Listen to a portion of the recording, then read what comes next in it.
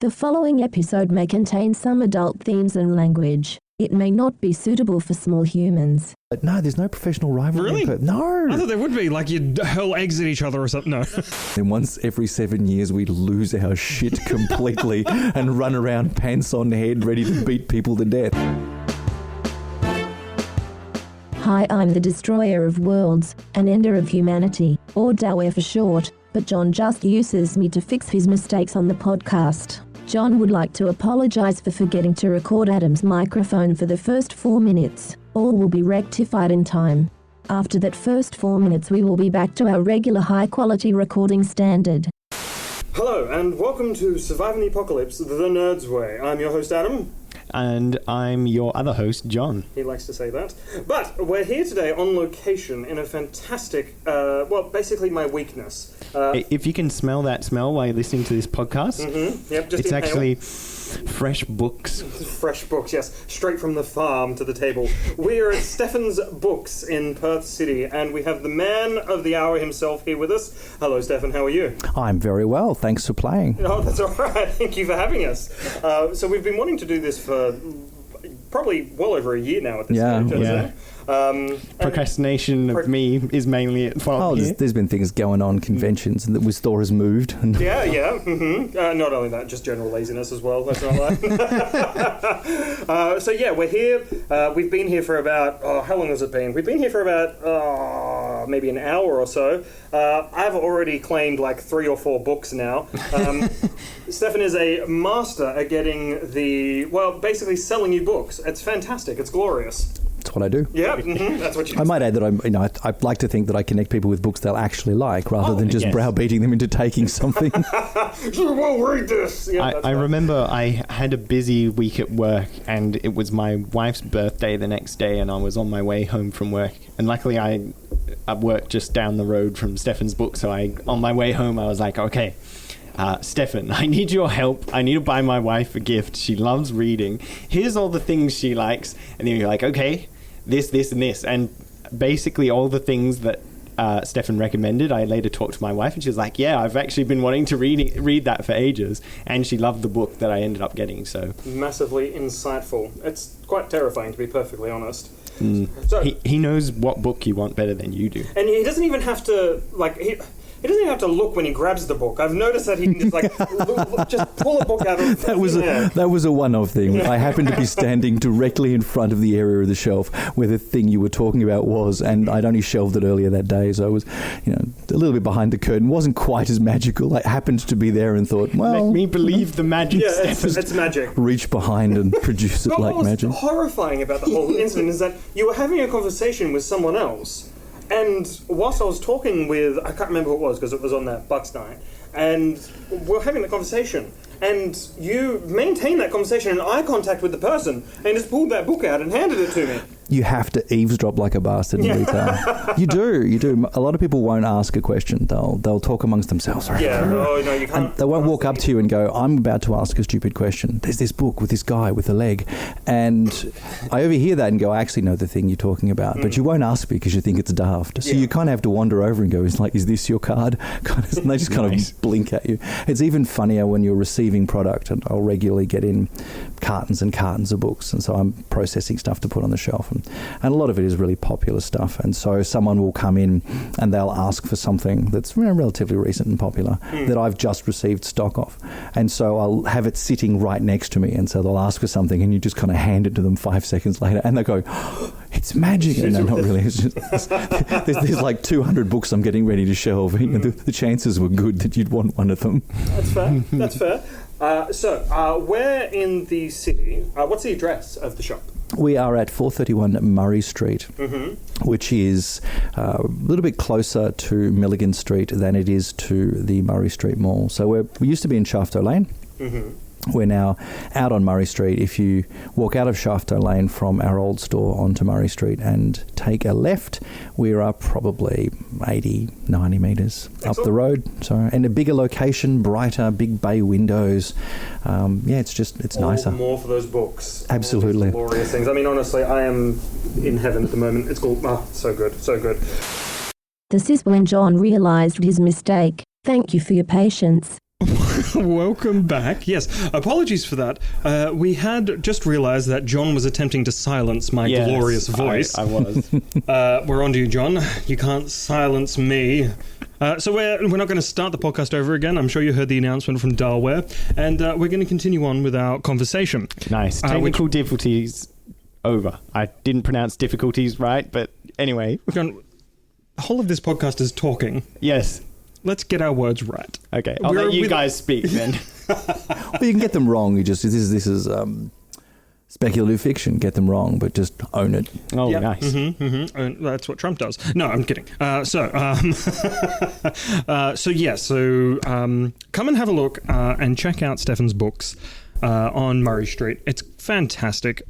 You're going to love it. And if you don't, well, obviously there's something wrong with you and you don't have a soul. And I'm paying these guys nothing for this. This is true. Yeah. Oh, we've plugged your bookshop many times. I know. I've heard. And then you come in and give me money. I love my job. There was that story that we got a free book every time that we mentioned the shop. That's not true, but Adam will buy a book every time we mention it. It's free because I also take one that he doesn't know about. No, I'm kidding. Wait, hang on. To be fair, you haven't asked me for anything to plug the store. No, of course not. So if you had at the beginning, who knows what might have happened. No, cancel the podcast, we're going. No. So, already, us being in the bookshop, Stefen has recommended a book that we're both going to be getting. Yes. Would you like to tell us about that book? It's called How to Invent Everything. And it's by Ryan North, who I believe has a history in sort of comics and science. And it is basically a how-to guide to recreate civilization. So should you find yourself unexpectedly sucked back in space and time, this book, if you've got it in your pocket at the time, which I will. It need to be a substantial pocket. It's a hardcover. Your satchel bag. Will allow you to figure out where you are, when you are, and give you basic instructions on how to recreate the fundamentals of civilization, from brewing beer, making bread, to aqueducts, metallurgy, forging, and right up to things like sort of early steam engines and all that sort of stuff. See, I'm not sure about you guys, but me personally, if I'm in the shower, this is where my mind generally goes. Okay. I'm standing there with the water running over me, and I often think, what would happen if some type of vortex were to suck me back in time? Who knows, like we go prehistoric, we can go Victorian, we could go wherever, but just having this information is vital to having just an edge in survival. I mean, imagine going back in time and realizing, here's how you make penicillin, Black Plague, and There's actually some maps of constellations in the book that you can look up, and it'll tell you when you are, not just where you are. So, I'm in this era, or I'm in the Cambrian or the Jurassic, or look around you and what sort of animals are around you, what sort of plants are around you. If there's this, you're here. It is stunning. It's trivia and deep geek science writ large. It's magic. And that's see, I love it. You just said basically science is magic. Yep. Kind of, but not really. But yeah, I am so psyched about this book, and already it's sold out, isn't it? I don't have any copies left at the moment. This is one of my great character flaws, is often I'll allow my enthusiasm to outrun my stock. Yep, that's fair. So myself and John, we're going to pick up a book each, and we're going to buy an extra copy, and we're going to do a competition to give it away, just in case. We like to prepare our listeners, just in case you are sucked back in time. Of course, you're going to have to be the winner, but, I mean, who knows? Cosmic chance may come into play here. I imagine it would also be useful if all society collapses and you have to rebuild everything from scratch. Which is what this podcast is all about. I believe, Stefen, you mentioned that it would teach you how to make beer from scratch, even if you don't even have yeast. Well, you need to start with yeast. So if you want beer, first you need flour. So you need wheat, and you need to grind up the wheat and make flour, and then you need to... And it'll tell you how to make a millstone as well. Oh, wow. And then you put that's awesome. Yeah, then you put the flour and water in a container, and it'll also tell you how to make pottery and stuff. And you leave it out and look for some wild yeast. Eventually, wild yeast will settle in there and it'll start to bubble. And then you throw 90% of it away, replace it with more flour and more water. And over time, you keep doing that until what you've done is bred a type of yeast that is particularly good at respiration with whatever flour that you happen to have. And so now you have yeast. So now you can start thinking about fermentation. You can make bread too, but now you can start thinking about fermentation. And so it's like This is so cool. It's very, very useful because let's face it, I don't know how familiar you are with Douglas Adams, but pretty much everybody I know is B-arc material. I know a handful of people who make and do things and a handful of people who know really important things, and the rest of us work in things that don't really have a useful skill set. No. That's fair. No, but this is amazing. I love the idea of this because, as you said, I mean, it goes through like smelting and stuff like that as well, doesn't it? Like it's all sorts of stuff. Oh, man. So pick it up, folks. Even tells you where to find stuff. There's like if you're thrown back in time where early deposits of things. It also tells you when things were done in history. So even if you're not interested in the kind of the zombie apocalypse end of the world thing, you just want to know when did people start doing X. There's a little potted history of how it actually happened, where it started, at least to the best of our knowledge. It's the most amazing mix of ideas, and it's very accessible, indexed, and got lots of. It's also got written with a very good sense of humour, so it's quite a fun read. This sounds it doesn't feel like a reference book. The type of book that our listeners would love. That's why I mentioned it. Buy You're very good at your trade. Stefen's book today. Luckily, John will take so long to edit it that it'll probably be in stock by the time you hear this. This is true. It could be, yeah. Well, I'll give the supplier a call on Monday and see if we can't sort something out. So good. So, speaking of apocalyptic books, so we've got something to prepare us now, something to guide us through some type of horrible apocalypse, because let's face it, I do not know. I want to learn, and this book will help me now, but I don't know how to forge a knife properly. No idea. No. Me neither. This will probably teach me how to do so. I don't think anybody seems to care. If you look at the preppers and doomsday people, none of them seem particularly cared with how to make anything, build anything, do anything, or keep animals alive. They just want a bunch of guns. It's almost like they've just decided that the only way that they can survive, any kind of societal collapse is to sort of make improbable armor out of rubber tires, get into dune buggies and hair around the desert. No one's thought about maybe we should just, save some chickens. Love it. So now we have how to survive, but what type of scenarios in which to survive? And for that, we'd think type of apocalyptic books, fiction or otherwise. So, Stefen, you have some apocalyptic books you want to discuss? Yeah, I love the genre, but a lot of the stuff can get quite samey. There's like zombies and same thing over and over again. But there are people doing really good stuff in the space. One of my favourites, there's two books, in fact, by a fellow called Max Brailer. And I'm not sure if you're familiar with, the old Choose Your Own Adventure stuff that used to come out in the 80s, Warlock of Firetop Mountain, all that sort of stuff. He's done a couple of those. The first one is called Can You Survive the Zombie Apocalypse? And it's a Choose Your Own Adventure story for adults. Oh, wow. Set in a zombie apocalypse. So it's like, you're running down the alley with Dave chased by zombies. If you turn left and tell Dave to turn right, go to page blah. If you decide to climb the fire escape, even though it'll take you a few seconds to pull it down, go to page blah. If you shoot Dave in the leg so the zombies will get him first, go to page blah. So, it's funny, you say this, we've done, and this is embarrassing to admit, but it is on the podcast anyways. Oh, yeah. We did the BuzzFeed quiz of will you survive an apocalypse, a zombie apocalypse? And John, what was your response? I heroically sacrificed myself, is what happens to me. And I became a dictator in the post-apocalyptic world. I couldn't get through the book. I tried multiple times. And so my short answer is no, I can't survive. And Max Brailer did his second book called Highway to Hell, which is a kind of riffing on the first one, but it's you sort of Mad Maxy kind of weird, improbable desert warriors, same sort of thing. Choose Your Own Adventure. Really, really good fun. Choose Your Own Adventure apocalyptic book. So that sounds like a fascinating, very niche genre.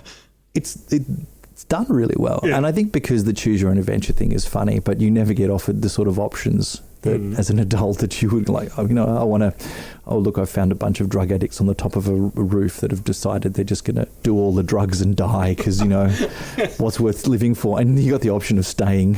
Oh, wow. It's like you pull up a couch and a big fat crack pipe and, let's face it, there's nothing worth living for anyway. Go out on a high. Society burns around you. Yeah, fair enough. Oh, man. But is that the way to win the book? Is that the only successful ending? I understand there are successful endings. Okay. I haven't found one. I played it through 2 or 3 times and died. So I haven't made it a sort of dedicated study of it. I'm sure there must be, although it'd be very funny if there isn't. There is, the zombie movie cliche pretty much doesn't have anybody living, you know. True, yeah. If you survive the film, you die in the closing credits. I actually, what was that? There was no, I can't remember. That's all right. But I think with an apocalyptic book, and relevant as well, as we've discussed at last podcast, is Good Omens. I love the way it's written. I love the humor of it, like a bit of dark humor mixed in with some relatively lighthearted stuff as well. But I love the closing lines of the books, like what a summer is to a child, if you will. But it's just funny. And of course, it's relevant because Good Omens, the TV production, is coming out on the 31st of May. And that's super exciting for that. David Tennant as Crowley is going to be fantastic. And Michael Sheen as Azira. How would you pronounce it? I've heard it pronounced Aziraphale. Aziraphale, yeah. I've heard Aziraphale, all sorts of stuff. But yeah, Aziraphale. Yeah. Look, it's one of those things. You won't know it. You don't know until the author says it. And you know, and if you're lucky, the author says it consistently. Yeah, some don't. H.P. Lovecraft was infamous for changing the pronunciation of most of his characters depending on who he was talking to. Just he couldn't keep it straight either. So people were like, I've done that in my D&D campaign. There's a godly weapon called Unalesh, and apparently I've pronounced it Athunalesh, Unalash, all sorts of stuff. So yeah, that seems to be a common theme. That's just a deeper world you've constructed where there are multiple correct pronunciations. Yeah, depending on High Elven enunciation. Yeah, exactly. Yeah, that's fair. accents. Yeah. John, do you have a favourite apocalyptic book? I like another one that Ryan North was involved in, which was... no, it's not really apocalyptic though. This is how you die or something like that, where everyone would put their hand in and they find out how they die. But that's not quite apocalypse, is it? It's only the end of you, not the end of the world. A personal apocalypse. I'm trying to think that I also like the Hatchet book, which was more survival. For a host of a Surviving the Apocalypse podcast, I haven't actually read that many apocalyptic books. Yep. Yeah, personal apocalypse. Actually, it's it reminds me of a joke. Many years ago, there was a program on the ABC called what was it? I think it was Australia. You're Standing in it. Anyway, it was a comedy show, and there was a couple of characters who were like really dopey, called Tim and Debbie, and one of the characters was Tim, was like telling a story about he saw a guy in Rundle Mall who had a sign that said the end of the world was nigh, and the next day, right, he wasn't there. It's like that kind of, or the religious leader who predicted the end of the world for June such and such a year, predicted the world would end, and for him it did. The day he died. Oh wow! So the apocalypse is personal. Yeah, true. Well, I think one of the apocalyptic books, quote unquote, end quote, whatever. And it's not out yet. It's going to be a trilogy, and this is going to lead into our next segment about guilty pleasure reading. For me, my guilty pleasure reading, and I've been dying to talk about this on the podcast for ages, but I've saved this to speak about with you, Stefen, because it's the Dresden Files. And I personally like the Dresden Files because it is a very easy read. It's literally, you can put it down, pick it up, put it down, pick it up. And it's about, as you mentioned before, and I didn't really think of that as a genre of noir, essentially. And it really is. It's literally noir. Absolutely. Yeah, He's like the private eye in the dingy office with the dingy desk, and all he needs is a dame to come in with a bad story. I met a man. It's literally that. It is 100% that. Like he literally says that. I can't deny a woman in need, type of thing. It's 100%. So Dresden Files, except once it's a noir, it's about wizards and magic and all that fun stuff. And I really like it. The new book, and what I wanted to ask you, because you have a bookshop and you would definitely know, I'm 100% sure, when is the next damn book coming out? There's nothing scheduled. I've been keeping an eye on industry media and whether or not his editors know whether he's working on something or not, but there's certainly been no rumours in the industry press that I've seen. Right. Yeah. So I don't know what the deal is, whether or not he's working on something and not talking about it, whether or not he's not working. Really no idea. There's a whole bunch of people that want the next Cinderspires novel, the Aeronaut's Windlass, which was his steampunk novel. Yep. Which is actually a really clever thing, because while I like the the tropes of steampunk. I don't really like the setting. You know, Victorian England is full of, you know, iniquity and poverty and a whole bunch of problems. But, you know, big steamships flying across the sky is really epic. Cool, and you know, flashy clothes and you know, dashing gentlemen are really cool. Can we just not have, you know, poor people dying of tuberculosis? And so Cinder Spires basically has all the things you like about the visuals and the ideas of steampunk, but it's set in a kind of a fantasy world, so it doesn't have to conform to all the brutality and cruelty of Victorian England. So you get the best of both worlds. It's Aeronaut's Windlass is the book, and it's a cracking read. And so now he has another bunch of fans who are desperate for him to finish another series of books. Because, I mean, he was releasing Dresden Files once a year. And it's been like 3 or 4 years since Cold Days. No, Skin Game. Yeah. And the most recent release was just short stories. And they weren't new short stories. They're things he'd done for other collections, that sort of stuff. So I think with urban fantasy, there's a couple of broad camps on what you like. There's the kind of Dresden Files camp. There is a very big Rivers of London camp, which is also very, very cool. And then there's a bunch of others. There's a lot of the kind of urban fantasy romance, your Laurel K. Hamilton, that sort of stuff. Well, that's got quite weird lately, but so there's lots of different styles. I'm a little bit more Rivers of London than I am Dresden Files. I think I was surprised because I picked it up. Year One by Nora Roberts. Because that kind of went into urban fantasy. Post-apocalyptic superheroes with magic. Like that, boom, straight. That's not really her wheelhouse, like as in... it's like Smarties and pasta sauce. It's like, what's going on here? Wow. The best analogy. I was... Yeah, because the premise actually sounded semi-interesting. And I'm reading through it, I'm just like, this book is not directed at me at all. This is for...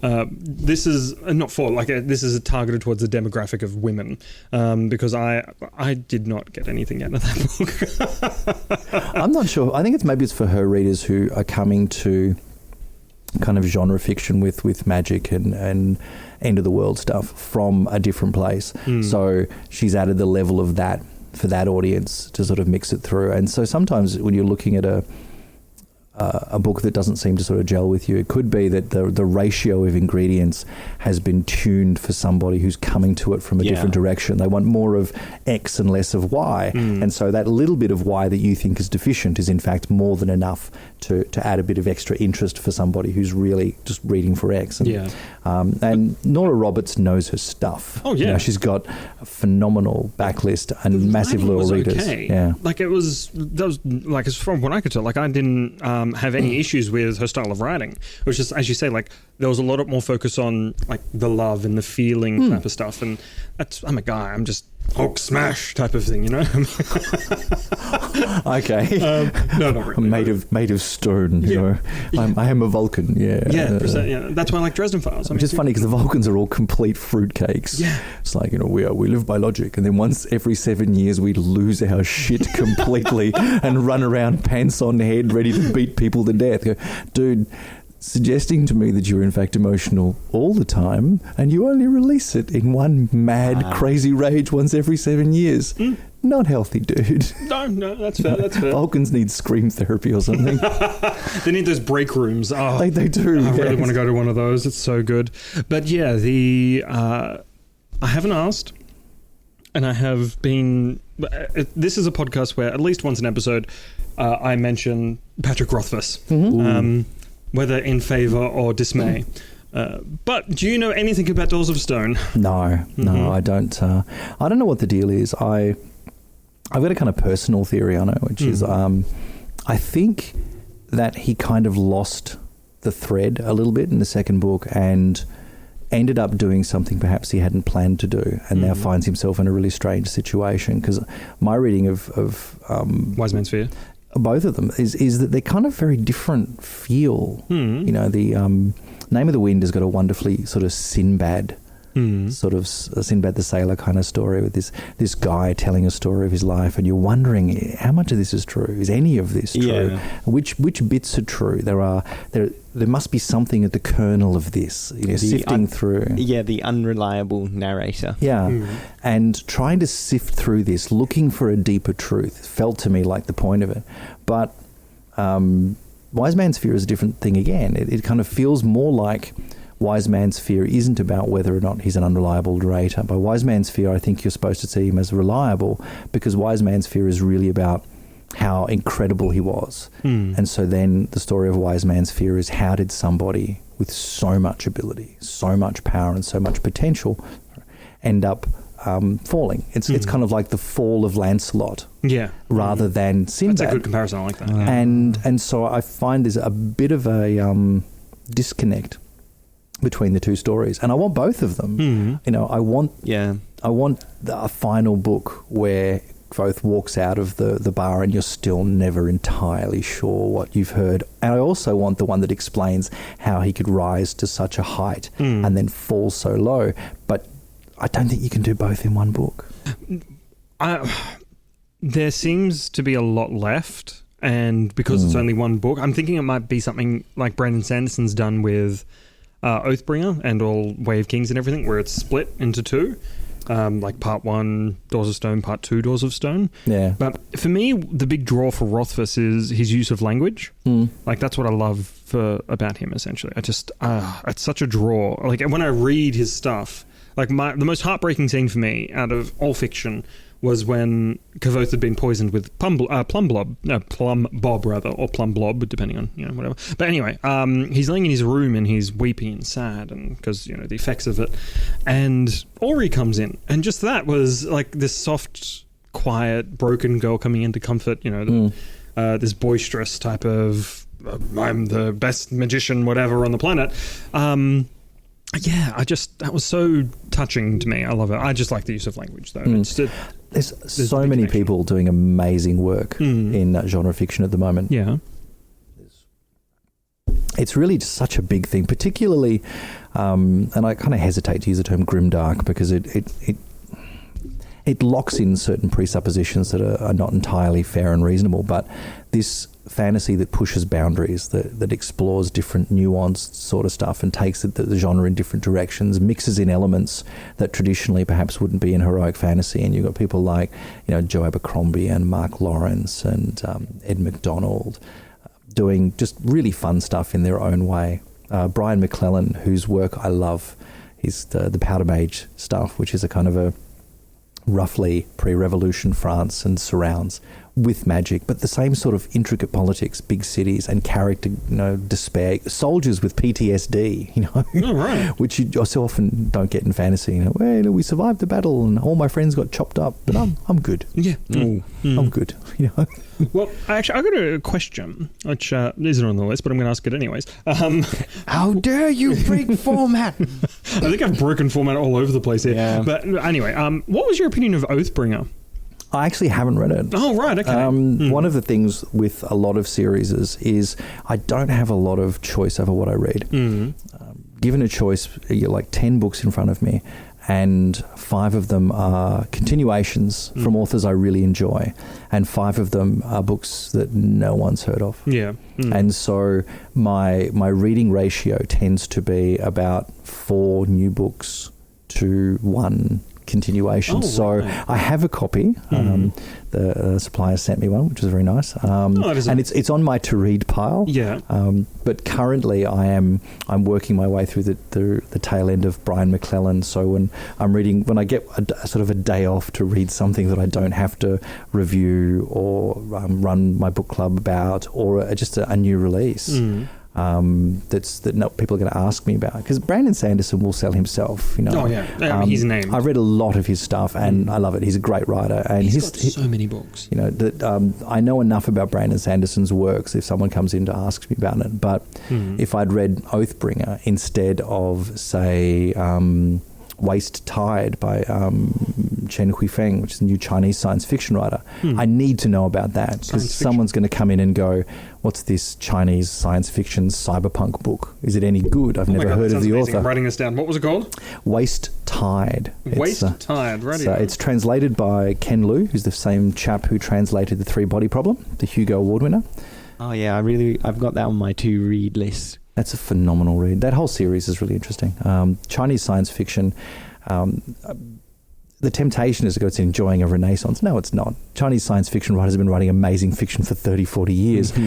We've just noticed. Yeah.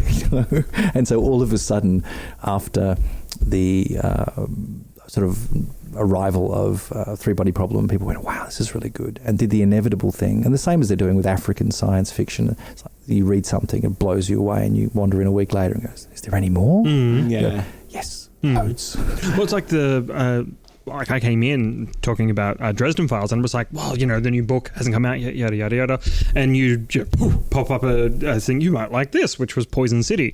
And that's based in South Africa. Yeah. And it's actually like the world building was like phenomenal. I like the uses of magic and things and like that. It's so gritty. And Gideon Tao, I think, is one of the more interesting of the urban fantasy protagonists because quite often you've got urban fantasy protagonists who are involved in law enforcement or something like that. And they're very rarely traumatized. They're very rarely troubled by the things that they've seen, whereas I think Gideon Tao comes across as he freezes up. He's like, he's broken. He's seen too many bad things. And of course he has the coolest familiar, I think you'll agree. 100%, He's cooler than Harry's sort of disembodied skull. Just an alcoholic dog misanthrope. And I love that the introduction to that as well. It's so good. This big bad beast coming up to the portal, and then it's hamstrung by a little dog that comes through. I thought that was brilliant. Like, that's so it. I'm your guy. That was so good.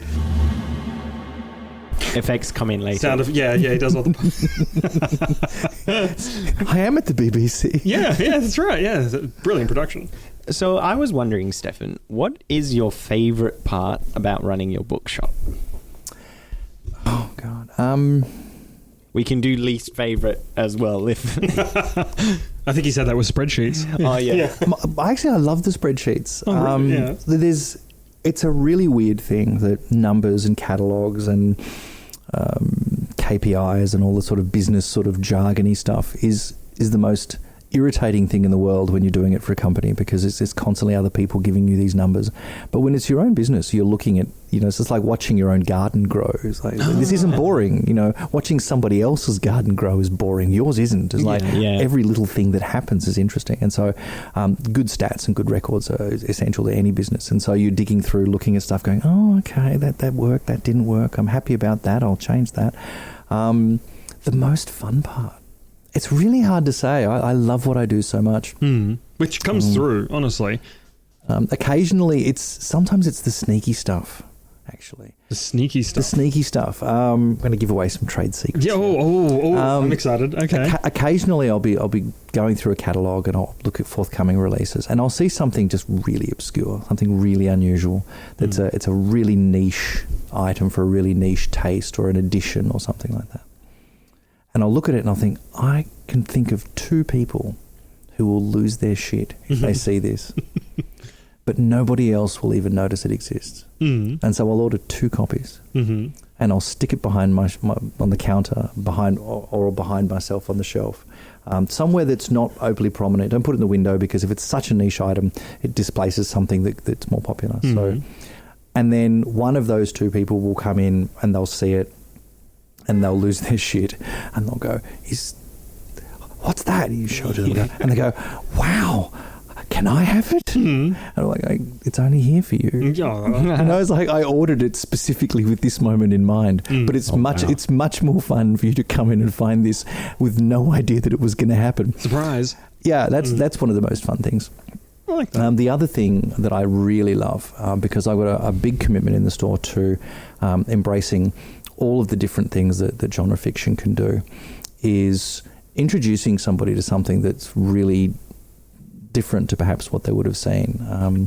The last few years, the big ones for me have been Nora K. Jemisin, Cameron Hurley, Nedia Korafor, and Cixin Liu. Being able to get somebody to have a look at something that's really good, that they wouldn't perhaps have gotten on their own, that is diverse, that is a different sort of author, that has different sorts of characters. And then they take it away and they come back a week later wide-eyed and go, give me more. It's like discovering an entirely new cuisine. You suddenly go, I didn't know you could do that. And then they want to work their way through the entire menu, or in this case, the entire sort of library of this author's work, or this sort of take on genre fiction. And I love that point that somebody is now really interested in something that they didn't know existed before. And I'm enthralled. This is amazing. Yeah. And that's just so much fun. It's such a great job. This is the best job in the world. Wow. I get to hang out with books. I get to hang out with, people come in and talk, and it's always a pleasure. And I learn things from people because you can't read everything and know everything. So I'm constantly learning things from people. I've got crash test dummies. I've got some people whose job it is to help me read the things that I can't read in time. And so that's cool. I've got a variety of people who will also foist advanced reading copies on, and they'll go away and read them and then write me these reports. Oh, that's cool. On the contents and how it sits in genre and stuff. And there really is. There's nothing negative about the job. There really is nothing. Even just sort of taking out the garbage is... There's really nothing. Nothing bad happens. You get no rude customers. There's nobody unpleasant. No one ever comes into a specialty bookshop to give you a hard time. There really is no downside. The closest thing to a downside is long hours. Oh, yeah. It's long hours. There's your shop. Yeah, there's lots to do. But, if you enjoy the actual work, then, doing it for 12 hours is not as odious as shoveling dirt if you're not in the mood or something. That's cool. I like that. Oh, I'd love to own a bookshop, but as I said before, I don't want to deal with customers. I just want a warehouse filled with books. You just want to own a lot of books. This is the issue with... I get a lot of that. People go, I'd love to own a bookshop. But for any business, and I'm sure this goes for everything, there's the fun bit. And there's the back end. There's the technical bit. There's the, can you manage all of the other things that make the fun bit fun? And as someone told me years ago, and I've told other people, like, unless you enjoy the back end as much as you enjoy the front end, unless you're as committed to that, unless you're as committed, in my case, to spending hours going through catalogues, preparing spreadsheets, working out sales records, preparing purchase orders, organising returns, unless you enjoy that as much as you enjoy talking to customers, you won't invest in it time-wise. And so you won't do a good job. And a lot of people buy a small business because they like the product. They don't like the guts, the machine. No, that's fair. I wouldn't personally like the tech. I just want a lot of books. I just want to have a roaring fireplace, sit on an armchair and read books for the rest of my life. That's it. That's totally it. That's the dream. That's a great dream. With this next part, you're going to ask John 3 questions, and then you're going to recommend a book. I'm going to flog something to John. Okay. Wait, me? I thought you were doing this. No, this is you, John. Now. Yeah. I've got his money already. Yeah, he's... Oh, right. Yeah, I've got... Walked in, and this isn't even part of your shtick, Stefan. This isn't even fiction. This is called Walker's Manly Exercises by Donald Walker.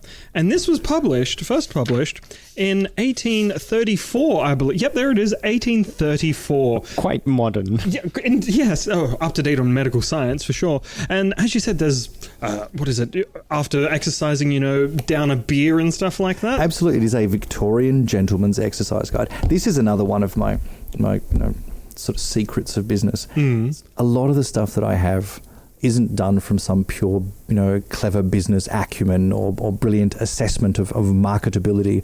I will just see something in a catalogue or in a stock list and I'll go, I have to know.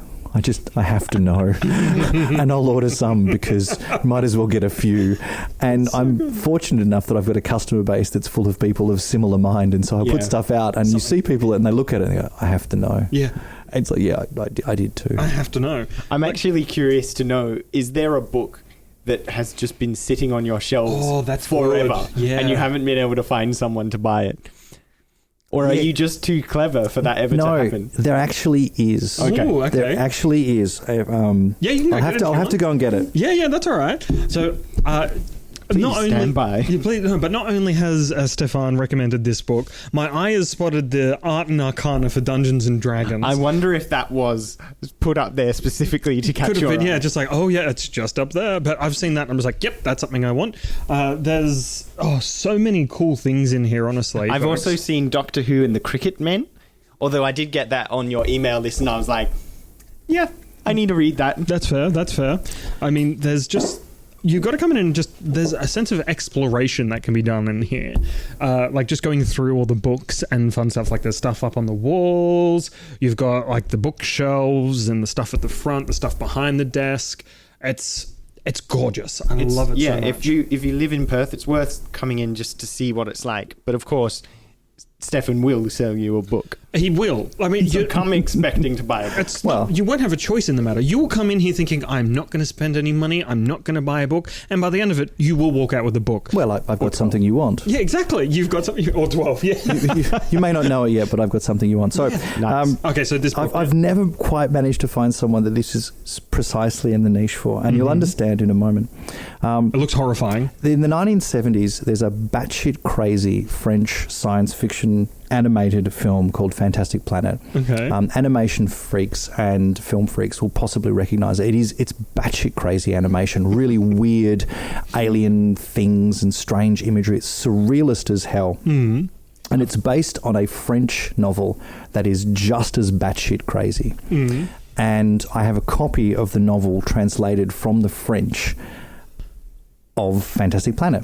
So it's the translated version of the French novel of the completely batshit crazy surrealist science fiction post end of the world kind of thing that was made into an indecipherable film in the 70s. It's really, really niche, and I've yet to find anybody that it's the perfect thing for. Although they might be listening. If they're really into classic early animation and are familiar with Fantastic Planet, the movie, because a lot of animation people are. I'm looking at it on YouTube. It's quite weird. There's a three-nosed monster eating a worm. Whoa. So this is the book on which this animation was based. Yes. Wow. Okay. I'm sure. Wow, it gets weirder. Wow, it does. It's out there. It was like decades before anybody would attempt anything that strange again. We won the Cannes Film Festival as well. I think it was one of those ones where art that is completely indecipherable and you just mysterious and you can't understand it must be good. Yeah. Open to interpret. I want to be a good critic, therefore I must think that this is good. There you go. I don't understand any of this. He must be a genius. So you must come in, anyone who's listening, and ask Stefan about Fantastic Planet by Stephen Wall. I've deflected from the game, haven't I? You have. Asking this question. Yeah. You have. Okay, now, I'm not going to sell you that book. So. No, and this is the perfect back cover there. The psychedelic sci-fi series, because that's exactly what I just saw. Yes. Yeah. It's like somebody has dropped 4 tabs of acid and just elected to write a book. I recommend people take a play. few moments to Google Fantastic Planet and see if you can find a few minutes of footage, because it's demented. Sorry, yeah, I was probably a bit too loud there. My all booming right. voice. So, all right, so the 3 questions. I've got to sell you a book. Okay. 3 questions. And John, you must answer truthfully, of course. Oh, yes. I wouldn't dream of lying to Stefan. To you, of course. Okay. All right. Here we go. 3 questions. Mm-hmm. Yeah, it's the rule of 3. 3's a magic number. Okay. Not 21? No. I mean, we're not going to be here all night. Yeah. Okay. Question number 1. All right. Okay. What sort of movies do you like? Okay. Oh, anything by Christopher Nolan. So, Inception, Interstellar. Batman. The Batmans, yeah. But I'm not a big fan of DC at the same time. Yeah, fair enough. It was just the way he made the movies, I think. Mm-hmm. Okay. Inception is his favorite movie of all time. Yes. Anything with a good plot twist is a good movie in my mind. Oh, you're giving away Or information reveal. here. No. Oh, sorry. Yeah, I'm freely... John. Yeah, this is how he gets you. He's told you he likes to eavesdrop, you know? Yeah. Can you think of a book that you read that made you like stay up late or miss a bus, or something that actually sort of pushed you to read beyond the point where you would normally have put it down, something you got totally lost in? Mostly it happened when I was young, which is weird. So like The Time Machine, H.G. Wells. Mm-hmm. I'm thinking... I'm not the fastest reader in the world. So, like, other ones like Narnia were really easy to read. Not quite that young, though. Harry Potter, the later ones.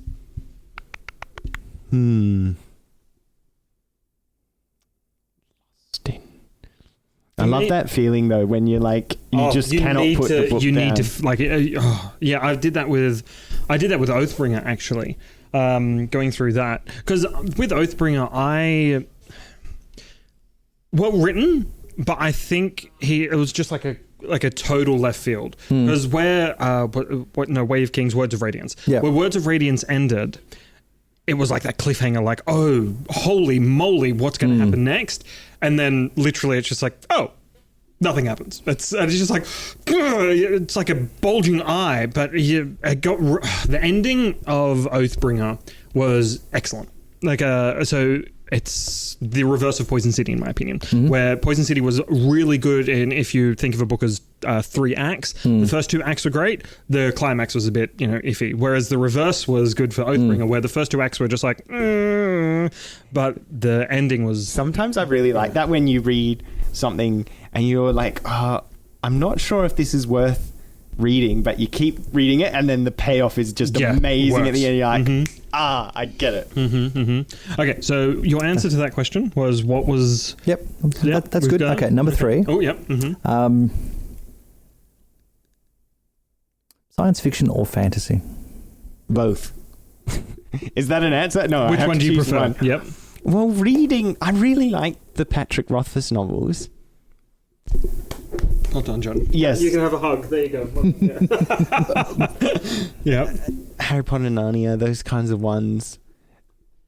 That's a lot of fantasy to me. But at the same time, like, I do enjoy science fiction. Oh, I don't know. It's tough. It's really tough.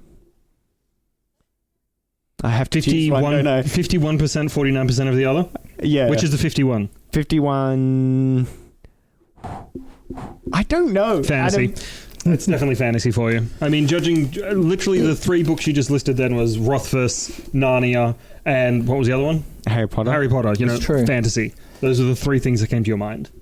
So fantasy would be your preferred method. I guess so. Oh, this is too hard. 3 questions. I mean, we're literally talking about myself here, so you'd think I would know. All right. So, Stefan, with those answers, well, those very vague answers... Sorry, they were a little bit. I would... What would you recommend? I'll buy it for him. It's tricky. If we go a bit... It depends whether we're going dark or not. Because you've name-checked, like, Rothfuss, which is grimdark, but there's also the other fantasies were all kind of heroic, your Narnia, sort of Harry Potter and that sort of stuff. You did go through like a couple of genres there, like, well, not genres, more like the child-friendly, family-friendly. Yeah, true. For something sort of William F. Nolan-y, and now it's quite a dark series, but I think it would hit your sweet spot because it does have some beautiful structural things in it. Okay. It's quite confronting on a few levels because some of the characters are quite dark, but structurally it is just really interesting, and it's a trilogy. Oh, what's the first book called? The first book is called Prince of Thorns. It's by Mark Lawrence. And it's got a really interesting protagonist because he's exploring a kind of a broken hero, a flawed hero. In fact, he could almost be seen to be someone who would, in another series, if you were to transplant this character, Prince Yorg, into another series, he'd be the villain. But I like that. Structurally, the series does some really interesting things with the way he tells the story. The first book, he doesn't do heaps of moving structure, but the second book and further on he does, and he'll give you pieces of the narrative in a different order. Ooh, I like that. He will give you the result of something, and he won't tell you how that result was achieved, but he'll tell you later because there's a context of a change in relationship and that sort of stuff. Reminds me of like Pulp Fiction, where you see it It does have a bit of that, and there's a couple of moments when you suddenly realise that you've completely misunderstood the nature of the world. I love it already. I need to read it now. You're a terrible human being, Stefan, because that was meant to him, and now I'm just like, I want this so much. It's a great trilogy. Wow, that sounds amazing. It is very dark. Prince Yorg is a damaged, traumatized character. You've sold it to Adam. Yeah. That's for sure. Look, it's a great series, and I've tell people that be aware that grimdark fantasy is about intense, some confronting. Yeah, exactly. Yeah. And there are some people who've don't like the stuff as a result, which is fine. It's like, you ask for the content that you like, and you should get the content. The whole thing about reading is entertainment. And I think, yes, I'm going for Rothfuss again because I like his podcast that he had. And one of the best quotes he's ever done isn't from any of his books. It's from the podcast. And he's like, where reading fiction breeds empathy. Because, you're putting yourself in the shoes of someone else, like 100%. Yeah.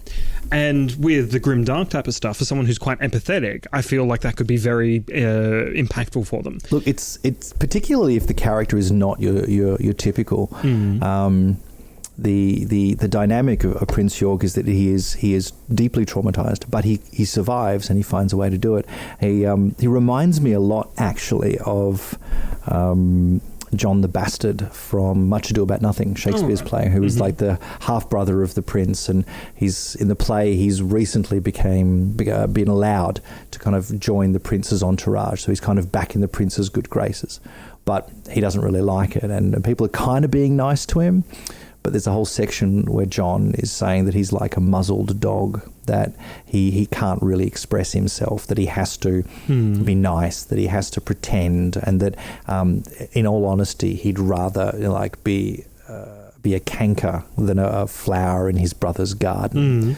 And that he has to be honest that he's a villain, and that he should sleep when he's tired and eat when he's hungry, and he can't choose these things anymore, and he's muzzled. And then his final line is like, if I had my teeth, I would bite. And there's sections with Mark Lawrence's books, particularly with York, where York is honest about, this is what I am, this is who I am, and in this situation, even though it may not be the best and smartest thing, I know what I am, and what I am is a person who is going to do this. And I love that honesty with the character, but it makes him kind of likable in the sense that you enjoy exploring him, but he's not nice. I think there's a craft that seems to work in theatre, but doesn't seem to sort of translate as often into books as it should, where a really good actor plays a villain you absolutely hate, and at the end of the show you go, he's so good, or she is so good, I hate them. The villain you love to hate. Yeah, you've taken me on this emotional journey, even though it was one of like rage. And it's not so often, I think, that in genre fiction that we get offered a narrator character that we can really explore that with, and Mark Lawrence does that. You like him and hate him, you can't decide which. I'm still conflicted. Nice. All right, I'm going to buy that for you, John. Gonna happen. Oh goodness, I'm having a heart attack. No, I'm not. It's okay. Just the random hiccup. And I'm the one worried about making little noises and embarrassing myself. Oh no, you're fine. Oh please, you don't have to be embarrassed about this podcast. We do random crap all the time. Yeah. I had a question for you, Stefen. Do you know of any underrated or up-and-coming authors that you think more people should get on board with? Absolutely. My favourite author, who should be everywhere, in my opinion, because her work is just glorious, is an American author named Cameron Hurley. I love her stuff. What genre is she? She writes science fiction and fantasy. At the moment, mostly science fiction. She's got like a science fiction trilogy and a fantasy series. She's working on a standalone science fiction book called The Stars of Legion, which is just amazing. And a new one that's due out in the next week or so called The Light Brigade, where she's taken the kind of classic military science fiction of the era of sort of Joe Haldeman's Forever War and Robert Heinlein's Starship Troopers, and taken a similar kind of core premise and done her own thing. And it's a really clever book because it's about, militaristic humanity, fighting in a war, and it's got time travel, and it's once again, narratively, the structure is so complex that you get to the end of it and it's a bit like one of those hand puzzles where it doesn't work until every piece is held in a particular way. And when you all hold it, it just kind of goes click, and she kind of does that, and you get to the end of the book and the whole book just kind of goes click. Oh, that's good. And your brain just goes, satisfying. Suddenly all the questions just get answered, and it's really clever. And then afterwards, she talks about just how difficult it was to plan all the pieces. So I love when authors do that, and like the after. Yeah, that's cool. But I like being able to relate to the authors and that stuff. and So good. Stars of Legion was, I think, a 2018 book. I think it was eligible for the 2018 Hugo. That was my pick for the Hugo. It didn't win. Right. Nora K. Jemisin won, and she absolutely deserved to, because her Broken Earth trilogy is stunning. So it was, but that was my emotional favourite, was Cameron, because I read Stars of Legion and it blew me away. For about 6 months I was just giving it to people. You have to read this. I want to talk about it. And then I set it for my book club, and we sat around and we drank beers and we talked about it. Nice. And That's good. I like that. Need to get in that book club. No, random shift work. Fun times. Oh, right. Okay. So yeah, Cameron Hurley is probably, and there's so many great writers at the moment.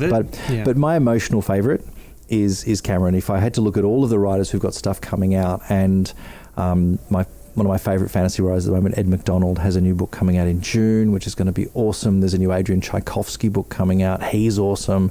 There's so many people doing great work. But Cameron Hurley is one of those writers, when I just hear the first hint in industry press, or when she tweets something that a new project has a kind of a date, that's one of those ones where you just go, ooh. Excited. Yeah. It's like, literally, That's me with Rothfuss. she could ship books to me wrapped in brown paper with no title at all. Just go, Cameron wrote this. All right, I'll take it. Yeah. I think that, I remember when you were at your old location, and you had it was actually I think it was you or Tyson, I can't remember.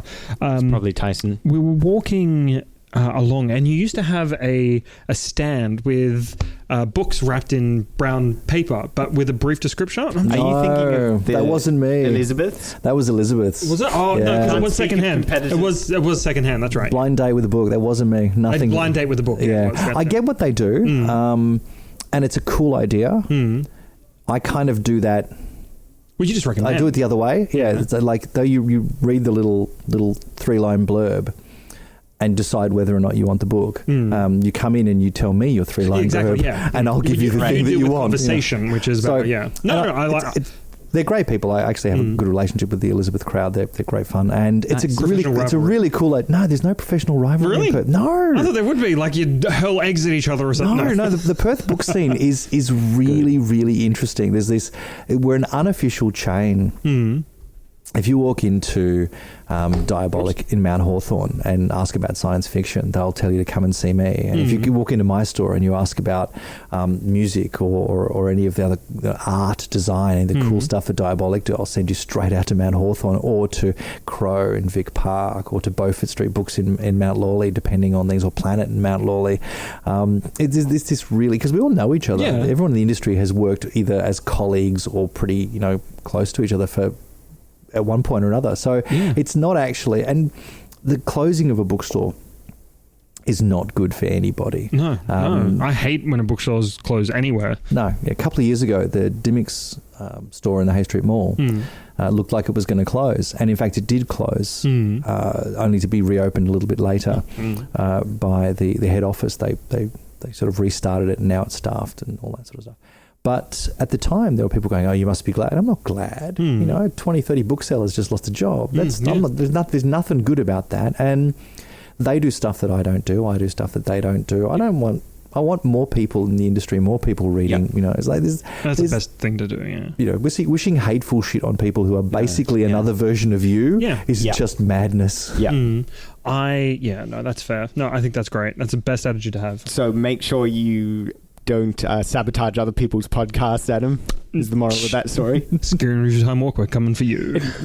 Hey, just make the table bigger. There's Totally.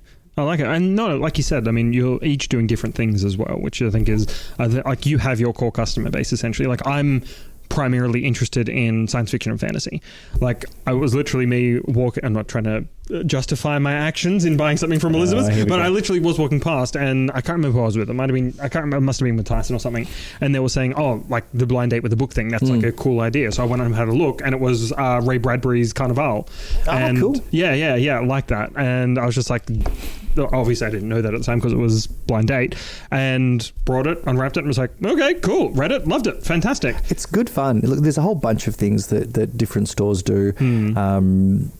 Well, speaking of that, what events are basically coming up at Stefen's that you want to I've actually got nothing. Well, I should be doing something later in the year with Juliette Marillier, as a WA writer. She's got a new book coming out. She specialises in a kind of Celtic-inspired, early Britain-inspired fantasy. It's great stuff, and she's a lovely, lovely lady. And she's got a new book coming out later this year. And I will probably be doing an in-store event, book launch, reading, and then she generally joins us for lunch when we do these things. So you can kind of hang out with the writer. Yeah, What was the name of the author? Juliette Marillier. Nice. So I'm writing this down because that sounded amazing. I'm really looking forward to a new book. It's about a bard, basically. So I'm looking forward to it. We've had a brief chat about it along the lines of, because I've done several book launches with her, are we going to do a thing? And she said, yeah, let's do a thing. So we're at that stage of planning, of doing a thing. I had one a couple of weeks ago, unfortunately, which would have been great to talk about, which was we had Charlie Jane Anders in the store, who was in WA for the West Australian Science Fiction Convention, SwanCon, and so she turned up to do a bunch of stuff with us, signed a bunch of books, so I've got a bunch of her books signed in hardcover and paperback for fans of Charlie Jane Anders, who does really interesting stuff. And we went to a chocolate shop, so we did a book. It started out in the bookshop. I saw that on Facebook, actually. Yeah, book signing, book reading, hang out with the author. Then the author and all attendees went to the chocolate shop because Charlie does chocolate and bookshop tours in various cities. So I nicked her idea when she came to Perth. Like it. That it'd be shameful not to introduce her to some WA chocolates. So we took her to the Margaret River chocolate shop. Yeah. And they were absolutely lovely. They gave her a chocolate quokka. Nice. Because, so showing the local pride. And then we all went to the pub. And drank pints and talked about nerd stuff, and it was terrific. It was a really the turnout wasn't as many people as I thought were going to come, but it meant that those of us that did turn up got a lot more attention. Yeah. So, but Charlie was just great fun, really, really cool. That's cool. So I recommend that you all either subscribe to the list or like the Facebook page, or perhaps both of Stefen's books. So when there's the next event, I do. The book clubs is a tricky one because I'm thinking I might have to start a second one if we get too many people because there's sort of a cutoff and stuff. I do an email newsletter that I send out once a month. You can subscribe to on the website, stefensbooks.com.au. If you do, you get one email once a month with a heads up on what's coming out. I write a little bit about forthcoming titles, what I think is cool and interesting, try to put stuff on your radar or let you know who's doing what and whether or not something is perhaps not gotten a lot of attention, but that I think it deserves it.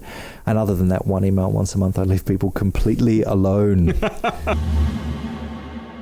I think we're going to cut that one, John, just because we're running quite a time now, aren't we? How long is this at the moment? We're at 5 minutes past the hour. Oh, that's not too bad. We've got plenty of time. Yeah, absolutely. I'm going to override you. I'm going to veto your veto of my topic. So, okay. Well, I'm excited now. This is going to be interesting.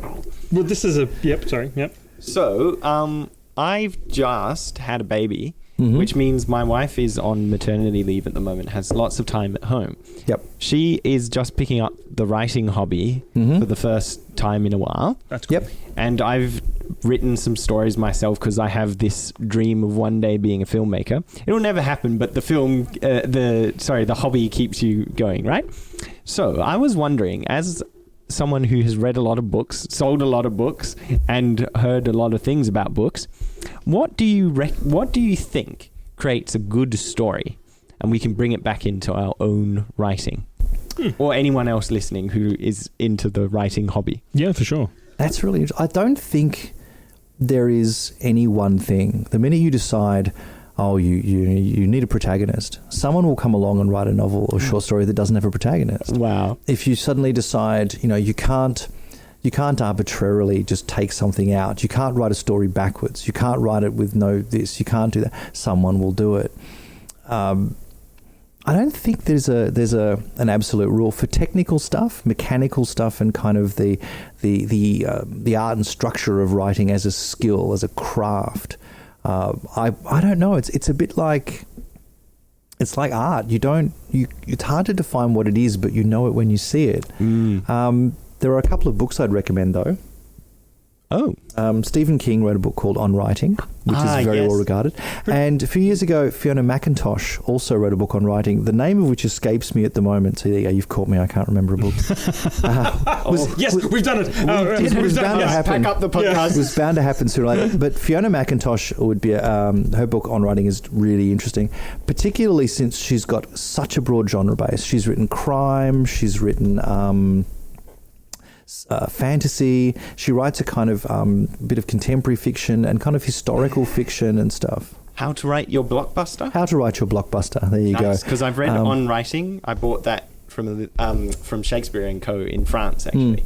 But that one is really interesting because Fiona's net as a writer is quite broad. I love her fantasy. She's written some crime that's recently been reprinted, some very cool crime novels, and is doing a kind of sort of historically set, character-driven fiction.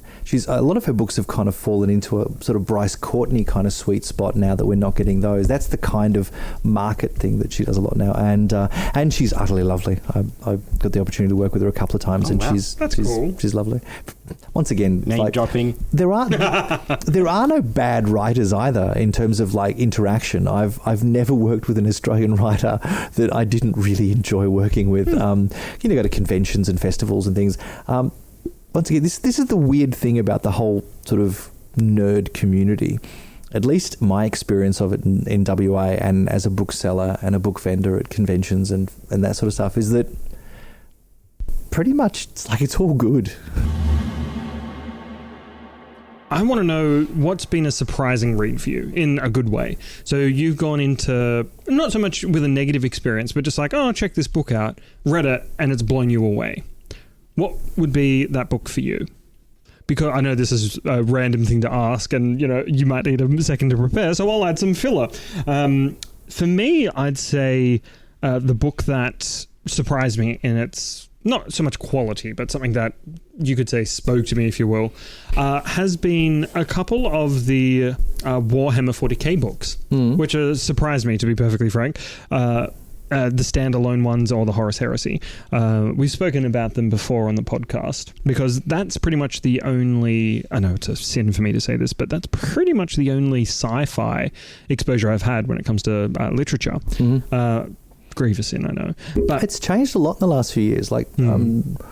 15, 20 years ago, writing media tie-ins was considered, turned you into a hack. It was like, in fact, Sean Williams, Australian writer, written a bunch of, once again, very, very cool stuff. Got a gig, this must be 10, 12 or more years ago, writing Star Wars novels for the sort of the Star Wars. This is before the Disney and the canon crunch and that sort of stuff. Yes. And he turned up at a science fiction convention wearing a T-shirt that said "hack."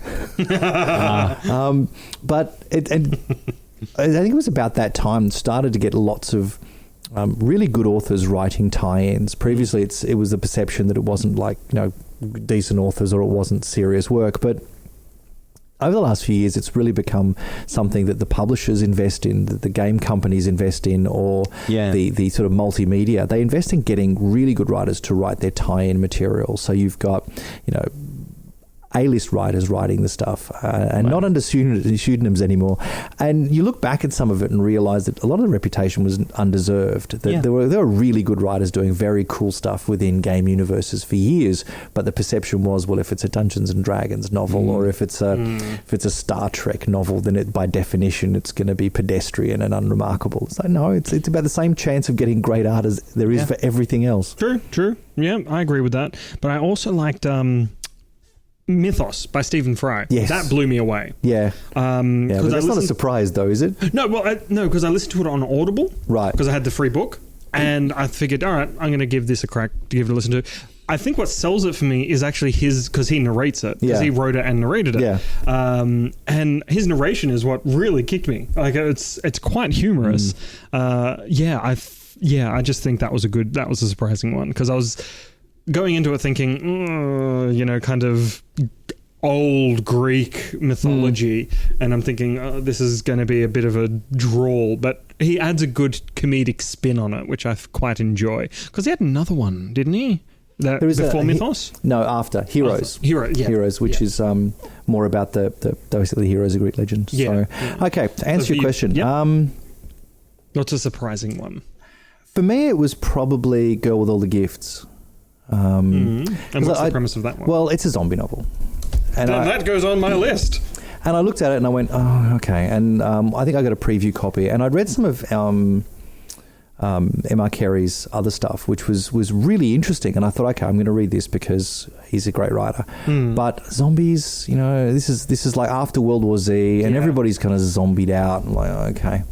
Oh, they made a movie of it. Yeah, the movie's actually pretty good. It's a different interpretation of the story. Okay. It's good, and it's kind of kept a lot of the essence of it. But because the narrator of the book, Melanie, her emotional journey and her internal monologue and her internal processes are so interesting and so compelling. It's difficult for an actor, although the actress who plays Melanie in the movie is really good. It's hard to convey all of that because it is is her journey. But I was expecting a good zombie novel, but I wasn't that that enthused. Okay, it's going to be zombies and stuff. And then you end up with this really interesting thing, and to discover that that Mike Carey doesn't like the things about zombie books that I don't like, which is the two big problems with zombie fiction for me is how and why. How can, if dead tissue is animated, does that mean physics doesn't count anymore? Are we all going to float off into space? What part of physics suddenly stopped working to make this happen? It ruins your immersion. Yeah, and why? Why is it happening? And Mike Carey answers both questions, and with a way that makes sense. It's a little bit, it's a bit weird sciencey, but it makes sense. And you go, oh. That means you wouldn't like World War Z, the book? I actually like the book because it's a very clever deconstruction of the style by doing it. I mean, the movie, the way it was written, was ridiculous. Oh, thank you. Yes, 100% agreed. It should have got a bunch of documentary filmmakers and done it as a mockumentary with like mock-up television footage and stuff from CNN and Fox and stuff. Can you think like doing it like that would have saved them money as well? Because and then they wouldn't have had to make it a giant Pepsi ad. Yeah, exactly. The Pepsi at the end. Yeah, 100%. You would have needed, was it 8-10 stories in World War Z? Oh, there's heaps of them. Yeah, I mean, but like the interviews. Like each one of those, you have to nail it. Each of the audiobook has got people like Henry Rollins and stuff on it. Oh, it's got quite a few. Each of those vignettes you have to nail, and you have to do it in such a way that it hangs together as a picture of the world. It's a very difficult project to do for an audience primarily that probably wouldn't appreciate how clever a mockumentary it was, because you'd have to never break. Keep it completely serious, do it clean, and you have to nail every interview, every trauma, every tear, every frightened memory. All of that has to ring through as if you're watching a news program. Yeah. That's hard. And I think Max Brooks did a really good job with the book. Because the book does all that. Yeah, it's like reading war memoirs or something. Yeah. There's like literal emotion in one of the, like where the broken girl, the girl who's a rehabilitating feral, and she talks about the events in the church that took place. And oh my God, like I was reading that, and like I literally choked up a bit when I read that at the end. I'm just like, oh no, it should be done. Someone should do it. That would be amazing. But they'll have to give it a new name now. It won't be able to be World War Z. It'll have to be like How the World Ended, the documentary or something. Yeah. But I could use his other title. Is it Zombie Survival Guide? Yeah. Oh, okay. You could do that. You could just hook that, and you could interpose the sections with bits from Zombie Survival Guide. Yeah, that'd be as cool. If this is here's the story of what happened, and here's how you could have defended against it. And here's what when it happens again, if it happens again. That's cool. So, I like that. I also people might be Googling the title and accidentally come across our podcast. So, nothing wrong with that. But Go With All the Gifts is my I kind of expected it to be good because Mike Carey's great, but I didn't expect that good to be so clever and the I'll give you a second one. It's another zombie novel that just reminded me of, where it went somewhere completely unexpected and did my head in. Fiend by Peter Stenson. The premise of that one is once again bizarre, that you kind of, somewhere in the sort of opening part of the book, there's like a guy staggers out from the back room of his house, and he's an addict, and he's been on like a crack bender for weeks, and looks out the front window of his house, and there's a big Rottweiler out in the street barking at a little girl, and he's like, big Rottweiler, little girl, big Rottweiler, little girl, barking, baring its teeth, and he's looking at this going, oh no, this is going to be horrible. And then the little girl jumps on the Rottweiler and rips out its throat with her teeth. And his first thought is, I got to slow down. And it turns out the zombie apocalypse has happened while they were on a bender. Ah, right. But while they're taking drugs, they smell bad.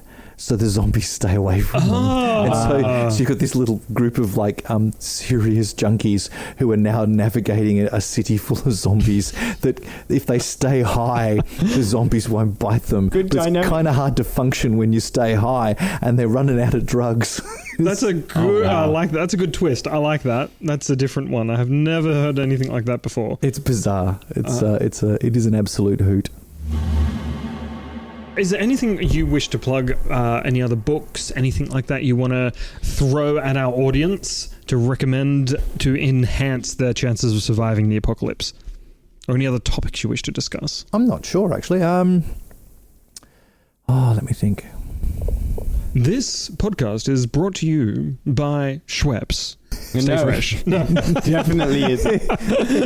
That's all right. Send us money. Stay fresh? Yeah. I don't think that's... unless you're using Schweppes in an entirely sort of non-recommended way. Do you guys not give yourself enemas with Schweppes lemonade? No? It's the bubbles? It's buzzy, yeah. It's like an aero bar. It's like the human aero bar. So good. Oh, man. Not really. I mean, there's so many cool things coming. May is going to be a really cool month for stuff. What's coming out in May? There's one that has just arrived for post-apocalyptic fans. It's called A Boy and His Dog at the End of the World. Okay, that actually sounds really cool. And that's how many books, out of curiosity, have you written down that Stefen has recommended? 1, 2, 3, 4, 5, 6, 7, and this will be the 8th. So 8 books. And so basically, it's a post-apocalyptic world or post-collapse world, because the apocalypse is kind of different. Sort of post-collapse world. And this young boy has never really seen very many people, that he's sort of grown up in the aftermath, and then a stranger comes to town and to the house rather, and he talks to the stranger, and the stranger tells him stories of the ruined cities and the people in them and that sort of stuff. And then when the stranger leaves, he steals the boy's dog. And the boy realizes that his dog has been stolen, and so he wants to go and get him back. And it's this kind of coming of age thing, but also this journey to get his dog back. Yeah. And so he has to go follow the stranger, and so it's sort of into the ruined cities and all of that sort of stuff. It's it's kind of like, Old Yeller in a wasteland or something.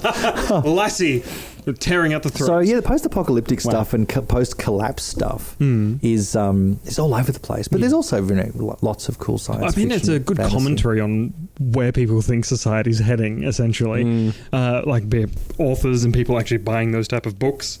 People making podcasts about it. Yep. Like I am 100% getting that How to Invent Everything. It's there is essential. no doubt. Oh, wow. That is happening, because that is exactly what I just think about all the time. Like we actually discussed off air how to make bread. Like, because I had no idea how to make bread. Like the yeast, because you got to go down to the fundamental stuff, like grinding the flour, all this type of stuff, grinding the wheat into flour rather. The yeast, I had no idea how to make yeast until you just told me. How to make a millstone. Yeah, all that type of stuff. Well, see, the thing with yeast is we get it in packets now, but it used to be you use a little bit of the old bread to make the new bread. So you just constantly got bits of bread with the mother dough. You basically, and sourdoughs and stuff, and bigas, which is a type of fermented yeast, and all sorts of stuff. It's really good fun once you start to getting into this and you realize how useless you are. Yeah. It's like, you don't know how to do anything. Can you get the book, folks, and become a productive member of the post-apocalyptic world, or post-collapse world, or indeed if you're thrown back in time. 100%. Could happen. I'm fairly fairly confident it's going to happen to one of us at some stage. Yes. Well, Stefan, it has been an absolute joy and pleasure being here chatting with you. I love coming here, honestly. This is an idealized version of paradise for me. All these books. Oh, science. I'm going to go and spend far too much money now. It's going to be great. Any closing comments, John? I was just going to say maybe Stefen, all he needs to do is just have you come, and that's enough to keep the store running day to day. Maybe. I think I might need to get a second job now just to pay for everything. More would be better. I'm always looking for new people. Also, it's one of the things that I love about the business and that I enjoy about doing it is that because the scale of the business and because I get to make all the decisions, the store kind of mutates. It changes based on what people buy, and I love that about all small businesses. Is that if you go somewhere and you ask for something, eventually they stop waiting for you to ask. They just make the coffee the way you like it. True. They just there's always one muffin left because they know you're coming. Nice. And for me, it's like it changes what I order. So when people are interested in stuff, I get more of that. For example, urban fantasy, we do loads because loads of people like it. And once you've read all the Dresden Files, then you're going to read all of the Ben Aronovich, and then you're going to read Paul Crilly, and then you're going to read Benedict Jacker, and eventually you're going to go, what's next? I have to have a next. So as soon as you start the beginning of that chain, I'm already looking for the thing. Next one. Yeah. Cool. And I love that. So what's the next? Because I can't remember. I looked it up and I need to buy it actually, so I'll write that down on my list as well. The next book in Poison City, that series. The third one or the second one? Second one. Clockwork City. Okay, radio. Pretty sure it's Clockwork City. Yeah, now we're looking at all over the store for it. That's all right. I have to check. No, that's all right. Clockwork City, writing that down. Good. Clockwork City. Yep, fair enough. I'm quite happy with how this goes. We should make this a semi-regular thing. Come in, city. There's a bar next door. We can get some pizza. I like that. I do that. It's great fun. Yeah. So this is why I think I'm so good at what I do. That the fact that I wasn't entirely sure about Clockwork City bothered me, so I had to get it. Confirm. And if it's that sort of thing, I wonder if this person, then I have to check it on the computer or find if the publisher knows, send an email to the publicist. Just because these things interest me so much, I have to go and do something about it. And I figure once I've done it, I might as well get some and see if anyone else wants to play. Yeah, that's fantastic. So any closing comments for you, John? Do you have anything you wish to say? Well, I just wanted to reiterate, I know that sometimes you go to a bookstore and the people there, you have to explain to them very painstakingly, no, I want this book by this author and I can't remember the title or something, and they might have to look it up. But here you come to Stefen's book and you say, I think it was this book, or you could even say what genre you want, and Stefen will have the book for you. Absolutely. We've got so much cool stuff. And if there's nothing here you like, and it might happen, I mean, it hasn't happened yet, but it might, I'll get something. That's a challenge, folks. If you can come in here and be like, I want something along this vein, Stefan, if doesn't have it, he'll order it in for you. If you can come up with a combination of ideas that I've never heard of, that will bother me so much that I will go and find someone who's done it, just because time travel. Midget adventure. Well, it's Game if of you say Thrones? something, I'm going to be furious. It is kind of Game of Thrones, isn't it? Or Tyrion, I guess. Yeah. He's actually thinking about it now. What have we done? The Piano Adventure, there's actually a science fiction story, and I'm trying to remember the title of, about a guy who gets a time machine and he uses it to go into variations of the future and steal music from A-list artists so that he can bring it back to his time. And I forget what it was called now. This was written for me. Yeah, that's amazing. So actually, there's a film that's just recently been released, I think, about a guy who wakes up in a world where the Beatles never existed.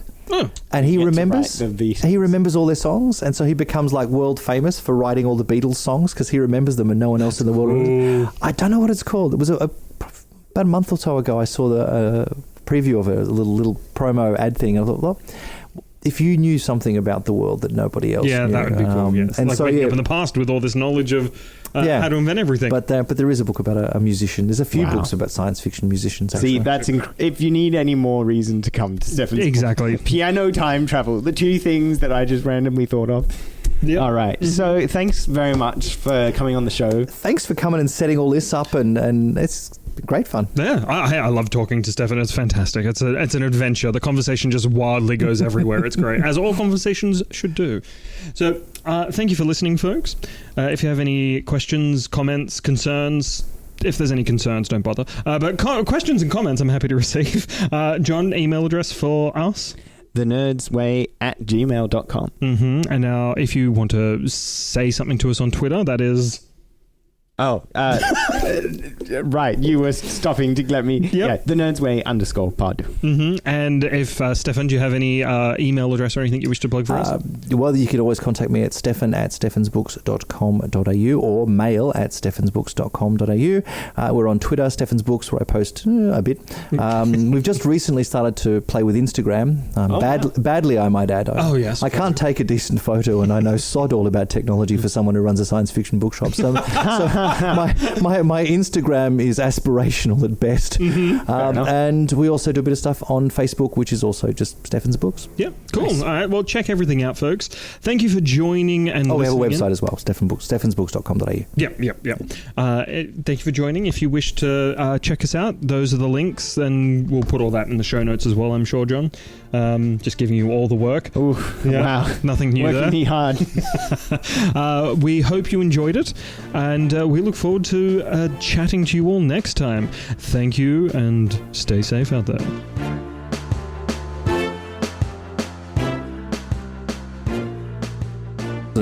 Alright, so... See if I can get used to hearing my voice. Dreary, while I pondered weak and weary over many quaint and curious volume of forgotten lore. While I nodded nearly napping, suddenly there came a tapping, as if someone gently rapping at my chamber door. Someone does that, that would have been awesome! How's the sound on that, John? Oh, it's sounding good. Magnificent. We may get the occasional child running past. Well, this is the problem with being stuck in the middle of the city. You have people, which is an advantage professionally, but can be somewhat inconvenient when you don't want doing them. a recording podcast. One of the bad things about running a bookshop is you need people to buy the books. I wouldn't say it's a bad thing, but as you know, Lux Interior once said, people ain't no good. Yeah, I'd love to have a bookshop, but I just don't want to deal with people. So essentially, what I want is a warehouse filled with books. The reason you don't want to have a bookshop is probably because you don't want to deal with spreadsheets.